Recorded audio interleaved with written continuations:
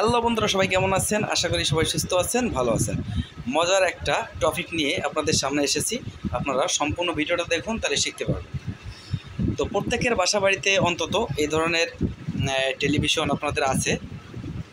এই ধরনের থাক, দেখেন টিভিটা এই ধরনের বাক্স টিভি, এলইডি না, সিআরটি টিভি। এই ধরনের টিভি যাদের বাসায় আছে, তো অনেক সময় শীতকালে বৃষ্টির সময় টিভি খাটালে দেখা যায় পসপস শব্দ হচ্ছে, চ্যাচ্চার শব্দ হচ্ছে টিভির ভিতরে, মনে হচ্ছে যেন আগুন ধরে যাবে। চ্যাচ্চার শব্দ হচ্ছে, ফায়ারিং করছে।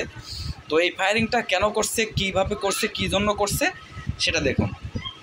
এখানে দেখেন একটা এইচটি ক্যাপ আছে। এখানে একটা ক্যাপ আছে, দেখছেন? এই যে ক্যাপ,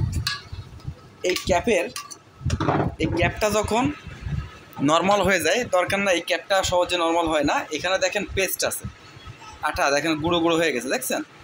এই গুঁড়ো গুঁড়ো হয়ে গেছে মানে এখান থেকে চ্যাচ্চার শব্দ হবে। এখন কি করবেন? এই ধরনের আটা আপনাকে লাগাতে হবে। এই ধরনের পেস্ট বাজার থেকে কিনে আনবেন, ভালো করে দেখে রাখুন। এই ধরনের পেস্ট বাজারে কিনতে পাওয়া যায়, খুব অল্প দামের ভিতরে কিনতে পারবেন। তো এই ধরনের পেস্ট কি করবেন? এই ধরনের পেস্ট প্রথমে এইখানে ভালো করে লাগাবেন, এইখানে চারিপাশে ভালো করে লাগাবেন। লাগানোর পরে এই ক্যাপটা সরাসরি এইখানে দেখেন, এইখানে কিন্তু একটা পিন আছে, পিনটা যাবে এর ভিতরে দিয়ে দেবেন। ভিতরে দিয়ে এটাকে লাগিয়ে দিবেন।